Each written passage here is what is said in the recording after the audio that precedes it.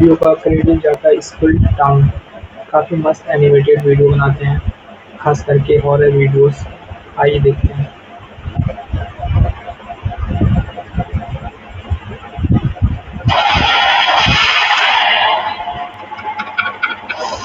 महेश कंधे पर बैग टांगे गांव के पास वाले जंगली रास्ते से गुजर रहा था। उसके हाथ में एक चिट्ठी थी जिसको पढ़ते हुए वो अपने कदमों को आगे बढ़ा रहा था। एक चौराहे पर आकर वो रुका। यहाँ से कहाँ जाना है भाई? उसने चिट्ठी को पढ़ा। चौराहे पर पहुंचकर डाकघर जाने वाला रास्ता पकड़ लेना और उसी तरह आप डाकघर पहुंच जाएंगे। वाह, डाकघर वाले रास्ते पर आगे बढ़ना है, लेकिन डाकघर का रास्ता कौन सा है ये तो लिखा ही नहीं। तभी उसने देखा कि एक रास्ते पर एक बोर्ड लगा है। अच्छा, ये भाई पोस्ट ऑफिस जाने का रास्ता है, जिस पर डाकघर का रास्ता बताया गया है। शुक्र है भगवान का, वो उसी रास्ते पर आगे बढ़ गया। तकरीबन 15 मिनट चलने के बाद उसे जंगल के बीच एक डाकघर नजर आया। लगता है भाई ये पोस्ट ऑफिस कम भूतिया हवेली ज्यादा लग रहा है। यही है। डाकघर के बाहर एक आदमी खड़ा हुआ था। क्या आप ही नए डाक बाबू हैं? जी हाँ, सही पहचाना। मेरा नाम महेश है। मेरा यहाँ डाक बाबू के लिए पोस्ट किया गया है। ठीक है साहब, ये डाकघर है और मैं आपका शागिर्द राजू। अब आप अंदर जाइए, मैं सुबह आपका नाश्ता ले आऊँगा। अरे ऐसा कैसे हो सकता है? आप मेरे शागिर्द हैं, ये आपकी ड्यूटी है। आप मेरे साथ नहीं रहेंगे तो कौन रहेगा? वो मुझे पता है साहब, लेकिन मैं रात में यहाँ नहीं रुक सकता। चाहे आप मुझे नौकरी से निकलवा दीजिए। हाँ। ये बात सुनकर महेश को बहुत अजीब लगा। ये कहकर राजू वहां से चला गया। कमाल है, मेरा शागिर्द होने के बावजूद मेरी मर्जी के खिलाफ चला गया। चलो कोई बात नहीं, बुजुर्ग आदमी है, क्या ही बोलूं। ये कहकर वो डाकघर के अंदर चला गया। डाकघर अंदर से काफी पुराना लग रहा था, लेकिन उसमें सफाई अच्छे से हुई थी। एक शेल्फ था जिसमें कई किताबें रखी हुई थी और आसपास लगे शेल्फ में फाइल और चिट्ठियां रखी थी। अरे, ऐसा लगता है कि यहाँ कई दिनों से कोई डाक बाबू नहीं आया है। उसने एक किताब निकाली और बिस्तर पर लेटकर पढ़ने लगा। इस तरफ राजू अभी तेज तेज कदमों के साथ आगे बढ़ रहा था। मुझे जल्दी से निकल जाना चाहिए, वरना वो आ गया तो राम राम राम राम। तभी राजू कौन आ गया? कोई भूत? पीछे साइकिल की घंटी और सांसों की आवाज सुनाई देने लगी।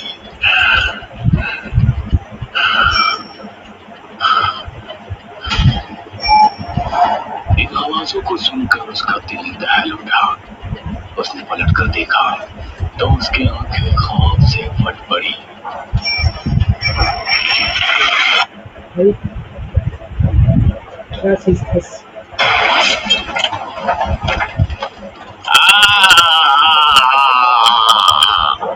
महेश की यहाँ पहली रात थी, इसलिए उसे नींद नहीं आ रही थी। करीब 12 बजे अचानक सियारों के रोने की आवाज आई और महेश चौंक गया। उसके हाथ से किताब छूटकर नीचे गिर गई। अरे, ये तो जंगल है, यहाँ तो ऐसी आवाजें आना आम बात है। मुझे इनकी आदत डालनी पड़ेगी। उसने किताब उठाई और फिर से पढ़ने लगा। तभी उसे कुत्तों के भागने की आवाज आई। अरे, अब इन्हें क्या हो गया भाई? वो उठा और उसने खिड़की बंद कर दी। फिर वापस आकर पलंग पर लेट गया। उसने किताब का अगला पन्ना पढ़ा। तभी उसे एक तेज सांस लेने की आवाज सुनाई दी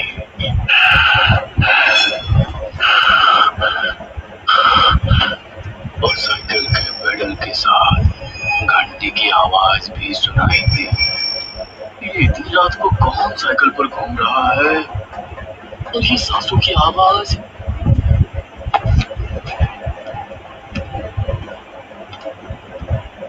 महेश को अब बाहर जाकर देखने की हिम्मत नहीं हुई। जो डर उसने कुछ देर पहले राजू के चेहरे पर देखा था, वो अब अपने दिल में महसूस कर रहा था। फिर से बिस्तर पर लेट गया। उसके माथे पर पसीने आ गए, यहाँ तक कि उसने अपने कानों पर हाथ रख लिए, लेकिन वो आवाजें अभी भी उसको सुनाई दे रही थी, जिसकी वजह से उसे पूरी रात में कुछ झपकियां आई, लेकिन नींद पूरी नहीं हुई। सुबह के 6 बजे जब घंटा बजा तो उसकी आंख खुली। हे भगवान, शुक्र है तेरा। उसने खिड़की खोली और आसपास देखा तो सब कुछ ठीक था।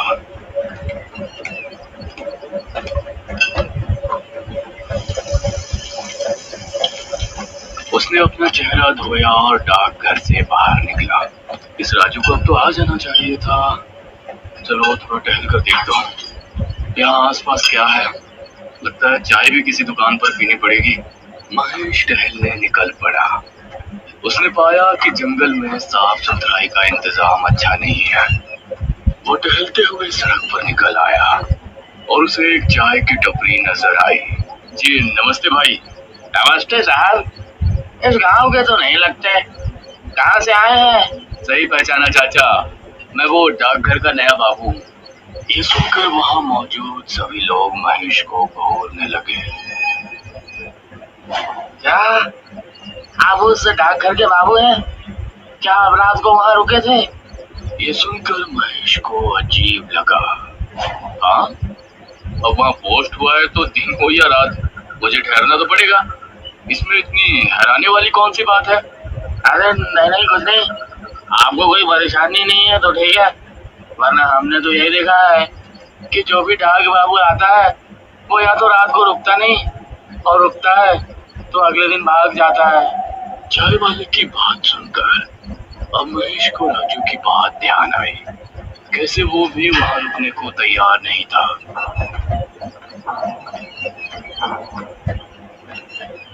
चाय वाले ने महेश को चाय का कुल्हड़ थमा दिया, लेकिन महेश उसके चेहरे पर डर के भाव साफ देख पा रहा था।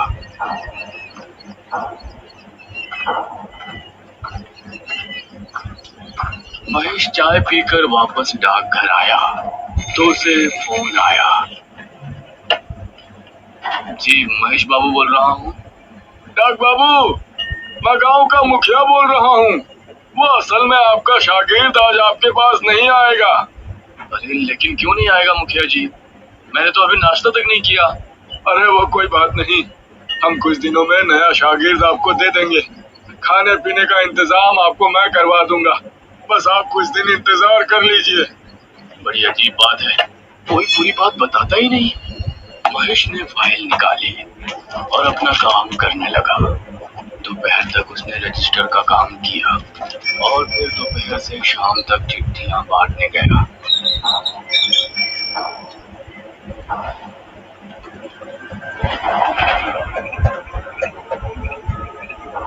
रात के समय आज डाकघर को देखते हुए उसकी सांसें तेज हो रही थी। उसने भगवान का नाम लिया और डाकघर के अंदर चल दिया। इसी गांव के एक घर में विपुल अपनी पत्नी निराजना के साथ बैठा था।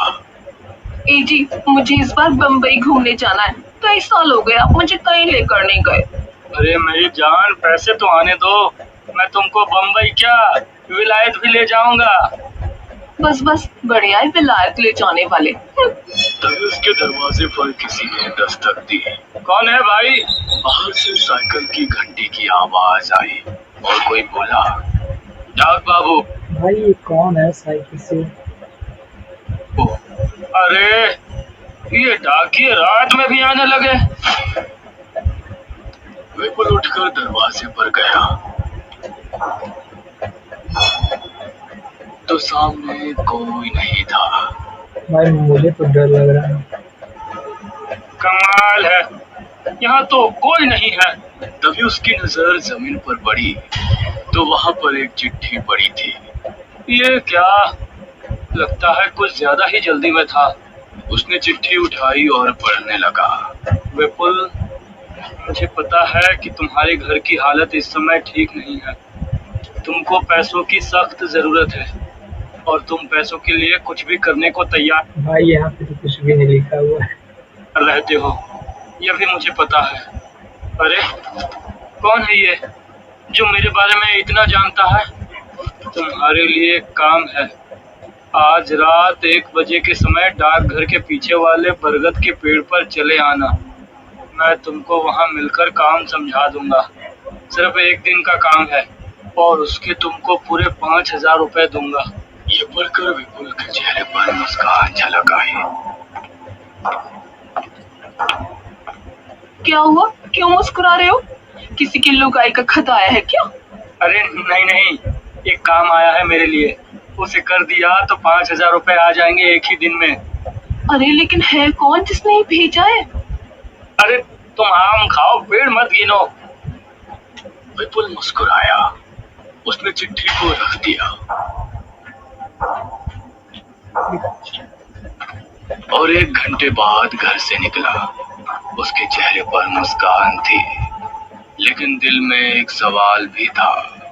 एक ही दिन में 5,000 मिलने वाले हैं तो जरूर कोई बड़ा काम ही होगा। ये कहते हुए वो आगे बढ़ रहा था और अभी जंगली रास्ते पर ही था, तभी उसको साइकिल की घंटी सुनाई दी, जिसे सुनकर वो रुक गया। कौन है? उसने पीछे मुड़कर देखा तो वहां कोई नहीं था। अब वो फिर से आगे बढ़ने लगा, लेकिन बार बार साइकिल की घंटी की आवाज उसे सुनाई दे रही थी। वो डर को काबू में रखते हुए बरगद के पेड़ के पास पहुंचा। अरे यहाँ तो कोई नहीं है। बरगद का पेड़ तो यही है। अरे कौन है भाई? क्या मेरा उल्लू बनाया है?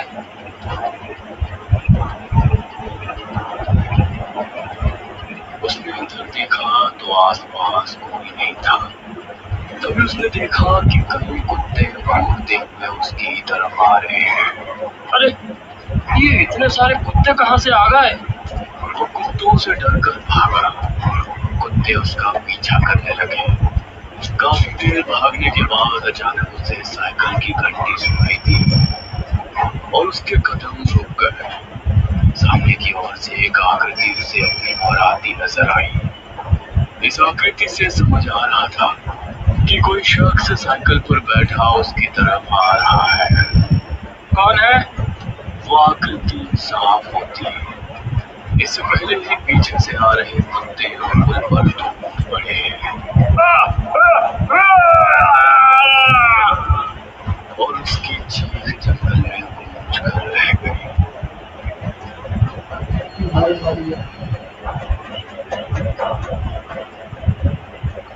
सुबह होने पर विपुल की लाश जंगल में पाई गई। उसकी पत्नी उसकी लाश के पास बैठी रो रही थी। कुछ गांव वालों के साथ मुखिया और महेश भी वहां मौजूद थे। ये विपुल इतनी रात में भला यहाँ क्या करने आया था? इन्हें डाक बाबू को चिट्ठी देकर गए थे और ये कह रहे थे कि चिट्ठी लिखने वाले ने यही इन्हें जंगल में बुलाया है। ये सुनकर महेश हैरान रह गया। अरे ये कैसे हो सकता है? मैं तो रात में कहीं कोई चिट्ठी देने नहीं गया। ये सुनकर मुखिया और सभी गांव वाले हैरान रह गए, लेकिन किसी के मुंह से कुछ नहीं निकला। इस घटना को देखकर महेश के मन में कई सवाल उठे, लेकिन जवाब देने वाला कोई नहीं था। वो डाकघर वापस आया और अपने काम में लग गया। अगली रात मुखिया की बेटी नुपुर अपने पतिदेव बलदेव के साथ अपने घर पर बैठी बातें कर रही थी। तभी दरवाजे पर दस्तक हुई। जरा देखो तो जान, कौन है दरवाजे पर? अरे मैं क्यों देखूं? पूरा दिन काम करके थक चुकी हूँ, तुम देखो। अरे इतने बड़े घर में रह रही हो, फिर भी मेरी जरा भी कदर नहीं है तुमको। अरे वाह, भूल गए, ये बड़ा सा घर तुमको मिला भी है मेरी वजह से। चलो जल्दी से जाओ। उसकी बात सुनकर बलदेव दरवाजे पर पहुंचा तो उससे सामने जमीन पर एक चिट्ठी नजर आई। इतनी रात में भला कौन चिट्ठी देने आया होगा? उसने चिट्ठी को उठाया और पढ़ने लगा। तुम्हारे गुनाहों की सजा तुमको मिलने वाली है। तुमने जिस गुनाह को अंजाम देकर सच छिपा लिया था, अब वो सबके सामने आने वाला है। भाई ऐसा कौन सा गुनाह किया है? भाई इसी में नहीं न मार रहा है। क्या हुआ जी? आपके चेहरे का रंग कैसे उड़ गया? अरे इस चिट्ठी में लिखा है कि उसने सारी बात नुपुर को बताई। कौन है ये? कहीं से सचमुच कुछ पता तो नहीं? आगे बढ़ता हूँ। मुझे तो बहुत डर लग रहा है। अगर तुम चाहते हो कि तुम्हारा गुनाह अब भी छिपा रहे तो तुम 12 बजे डाकघर के पीछे लगे बरगद के पेड़ पर पहुंच जाओ। मैं वहां तुमको मिलूंगा। बाकी की बातें वही होंगी। हमें जाना होगा। ये जो भी है हमें इसको रोकना ही पड़ेगा। अब बलदेव नुपुर को लेकर घर से निकला और बरगद के पेड़ की तरफ रवाना हो गया। उसे कुछ ही दूरी पर डाकघर भी दिखाई दे रहा था। कौन है? क्या कोई मुझे सुन पा रहा है? तभी दोनों को साइकिल की घंटी सुनाई दी। दोनों ने चौंकते हुए देखा तो वही साइकिल सवार आकृति उनकी तरफ बढ़ रही थी। ये कौन है ये? वो बहुत तेजी में था। वो बिजली की रफ्तार से इनके करीब आया और इन पर भी हमला हुआ। ये चीख डाकघर में बैठे महेश को सुनाई दी। इस बार मुझे देखना ही पड़ेगा। महेश जल्दी से उस जगह पहुंचा तो उसने पाया कि बलदेव और नुपुर उसी हालत में मरे पड़े हैं जैसे विपुल की मौत हुई थी। कौन है ये? क्यों लोगों को मार रहा है? कोई जानवर है या राक्षस? तभी उसने सामने से एक साइकिल को आते हुए देखा। उसे आता देखकर महेश का गला सूख रहा था। जैसे जैसे उसका चेहरा साफ होता गया तो महेश के दिल की धड़कन मानो ट्रेन की तरह दौड़ पड़ी। महेश ने आगे कदम बढ़ाया लेकिन उसका पैर एक पत्थर से टकराया। महेश गिर गया और उसके सर पर चोट आने की वजह से बेहोश हो गया।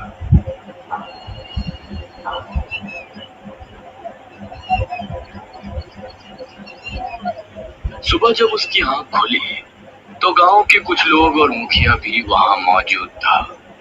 मुखिया अपनी बेटी और दामाद की लाश के पास बैठा रो रहा था। आज गांव के लोगों का डर अपनी सीमा के बाहर नजर आ रहा था। ये सब क्या हो रहा है मुखिया जी? अब और 2 मौतें हो गई। मुखिया बस रोए जा रहा था। महेश ने पास ही पड़ी चिट्ठी उठाई जो इन दोनों को मिली थी। उसे पढ़कर महेश का दिमाग घूम गया। कौन हो सकता है जो मेरी जगह लोगों को चिट्ठी देकर यहाँ बुलाता है और उन्हें मार देता है? डाक बाबू, ये डाकघर ठीक नहीं है। आप भी ना जाने कैसे यहाँ टिके हुए हैं, वरना यहाँ जो भी आता है एक दिन में ही डर कर भाग जाता है। सच कहूँ तो मैं भी भागने वाला था, लेकिन मुझे नौकरी की सख्त जरूरत है। वरना रातों को साइकिल की आवाजें, कुत्तों की भौंकने की आवाज और सियारों की गुर्राने की गरज, इन सबसे डर तो बहुत लगता है। क्या आपको भी वो आवाजें सुनाई देती हैं? हाँ, आप लोग मुझसे क्या छिपा रहे हैं? जब आप उन आवाजों के बारे में जानते हो तो कुछ और भी भाई कुछ तो राज है जो सब बता नहीं रहे। जानते ही होंगे। इस पर मुखिया ने जवाब दिया। हमारे गांव में गायत्री नाम की एक विधवा अपने बेटे आर्यन के साथ रहा करती थी। उस समय मैं मेरे घर का निर्माण करवा रहा था। वह वहाँ मेहनत मजदूरी करती थी, अपने बच्चे को पाला, उसे अच्छी तरह पढ़ाया लिखाया था। सारे माँ ने पढ़ लिख कर अपनी माँ का नाम रोशन किया और इस गांव का पहला डाक बाबू बना। लेकिन न जाने एक दिन उसके साथ क्या हुआ।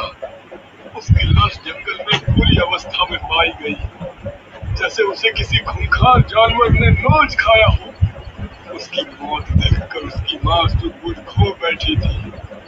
उसके बाद से जो भी डाक बाबू यहाँ आता है तो उसको साइकिल की घंटी सुनाई देती है और अजीब अजीब डरावनी आवाजें आती। और कोई भी डाक बाबू यहाँ एक दिन से ज्यादा नहीं ठहर पाया। ये सुनकर महेश की उत्सुकता और बढ़ गई और उसने तय किया कि आज रात वो पता करके ही रहेगा कि सच्चाई क्या है इस रहस्य साइकिल की घंटी का और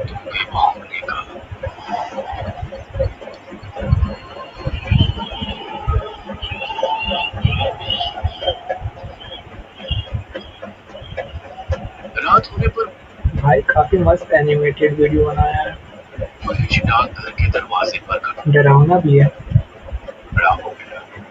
कभी कुत्तों के भौंकने की आवाज आती तो कभी सियारों के रोने की, लेकिन आज महेश हिम्मत करके अपनी जगह खड़ा हुआ था। ठीक 11 बजे उसे साइकिल की घंटी सुनाई दी तो उसके कान खड़े हो गए। उसने पाया कि सामने से उसे वही आकृति आ रही। भाई ये कोई आदमी है या फिर सच में कोई भूत है? साइकिल से आ रहा है। लेकिन वो हिम्मत करके वहां खड़ा रहा। वो आकृति नजदीक आई और एक चिट्ठी फेंककर आगे निकल गई। महेश उसका चेहरा नहीं देख पाया। बट ये उसे क्यों नहीं कुछ मार रहा है? इसके ऊपर भी तो हमला कर सकता है। लेकिन चिट्ठी देखकर उसकी सांसें तेज चलने लगी। उसने चिट्ठी उठाई और पढ़ना शुरू किया। मेरा नाम आर्यमन है। मैं इस गांव का पहला डाक बाबू बनकर बहुत खुश था और कई सालों की नौकरी के बाद मैंने पैसे जमा किए थे। अपनी पुश्तैनी जमीन बेचकर मैंने अपने कमाए हुए पैसे मिलाए और उसके बाद गांव का सबसे बड़ा घर खरीदना और उसके अंदर अपनी माँ को रहते हुए देखना मेरी ख्वाहिश थी। लेकिन वो घर मुखिया ने अपनी बेटी के नाम कर रखा था। मैंने मुखिया से उसे खरीदने की बात कही तो उसने मुझसे पैसे तैयार रखने को कहा। अगली रात मुखिया अपने दामाद बलदेव और एक आदमी विपुल के साथ डाकघर आया। मुखिया जी, मैंने कागजात बनवा लिए हैं। आप इन कागजात पर दस्तखत कर दें, फिर ये पैसे आपके और वो घर मेरा। मुखिया ने पहले पैसों की गिनती विपुल और बलदेव से करवाई। मुखिया जी, अब इन कागजों पर अपने दस्तखत कर दें। क्यों नहीं डाक बाबू? तभी मुखिया ने विपुल को इशारा किया और उसने मेरे सर पर डंडा मारा। आ! आ! वो घर मेरी बेटी के नाम है और वही उसमें रहेगी। अच्छा, तो ये जो सरपंच होता है वहाँ पर उसी ने मरवाया होता है उसको, इसीलिए इसके दामाद का समझ में आ गया। ये सब नाटक तो मैंने तेरी जमीन के पैसे और तेरी जमा पूंजी हड़पने के लिए किया था। इस गांव में सबसे अमीर मैं हूँ और मैं ही रहूंगा। मुखिया और उन गांव वालों ने मिलकर मुझे बरगद के पेड़ के नीचे भिगवा दिया।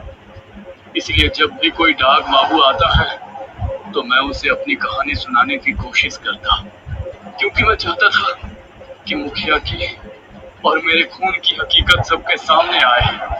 ये खत पढ़कर महेश को मुखिया पर बहुत गुस्सा आया। सुबह हो गया भाई।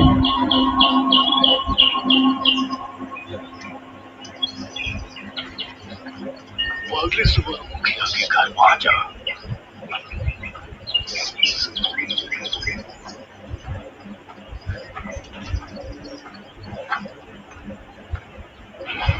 मुखिया जी, आपने जो आर्यमान के साथ किया था उसकी आत्मा ने मुझे सब बता दिया है। अरे अरे, ये क्या बकवास कर रहे हो तुम?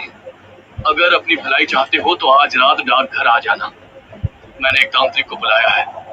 वो तांत्रिक आर्यमन की आत्मा को कैद करके ले जाएगा और फिर इस गांव से उस आत्मा का खतरा हमेशा के लिए खत्म हो जाएगा। मुझे भी उससे तभी छुटकारा मिलेगा। ये सुनकर मुखिया के चेहरे पर मुस्कान झलक आई। ये हुई ना बात। मुखिया बहुत खुश हुआ। भाई ये कोई चाल चल रहा है।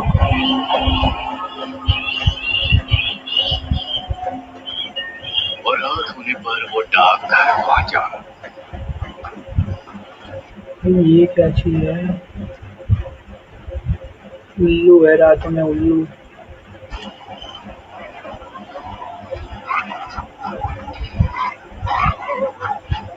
अरे महेश, तुम तो किसी तांत्रिक को बुलाने वाले थे ना? कहाँ है वो तांत्रिक? अब आप आ गए हैं तो वो भी आता ही होगा। उसके इतना कहते ही साइकिल की घंटी की आवाज सुनाई दी। मुखिया के चेहरे का रंग उड़ गया। दोनों को सामने से आकृति नजर आई। और कुछ ही दूरी पर आकर वो रुक गई।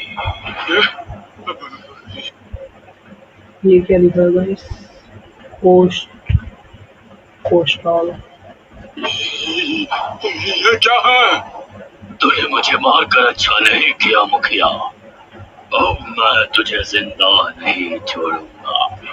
ये अरे ये क्या है महेश? उसकी आत्मा हमारे सामने है। अरे जल्दी से तांत्रिक को बुलाकर इसे कैद कराओ। क्या तुम भी इससे मिल गए हो? अगर किसी को भी बताया कि इसे मैं नहीं मारा था तो मैं तुमको भी जिंदा नहीं छोड़ूंगा। हाँ। उसी समय वहाँ छिपा कोतवाल सामने आया। मुखिया जी, मैंने अच्छा, ये तांत्रिक यही थे क्या? सब कुछ सुन लिया है। अब अपने आप को कानून के हवाले कर दो। कोतवाल को देखकर मुखिया हैरान रह गया और भागने लगा। तभी आर्यमन की आत्मा ने उसे हवा में उठाया। अरे! भाई इसको कहाँ लेके जा रहा है? और उसे बहुत ऊपर से ले जाकर छोड़ दिया। गया भाई। ज्यादा ऊंचाई से गिरने पर मुखिया की मौत हो गई। और मेरी माँ को उस घर में पहुंचाना भी तुम्हारा ही काम है महेश। मैं जरूर करूंगा।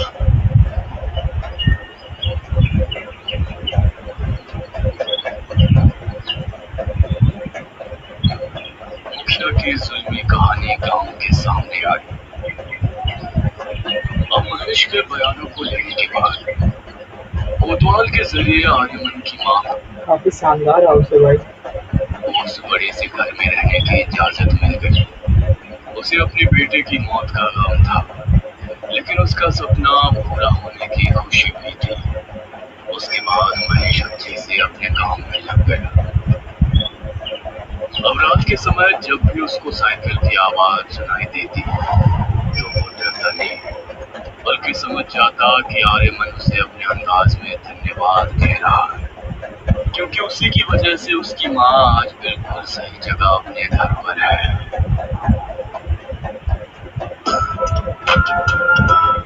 भाई काफी शानदार वीडियो था, काफी मस्त एनिमेटेड हॉरर वीडियो बनाता है भाई। तो भाई आप लोग को भी क्या भूतों से डर लगता है? क्या सच में भूत होते हैं? कमेंट में जरूर बताना। अगर वीडियो अच्छा लगा हो तो लाइक एंड सब्सक्राइब कर लें। मिलते हैं अगले वीडियो पे। Tata, bye bye.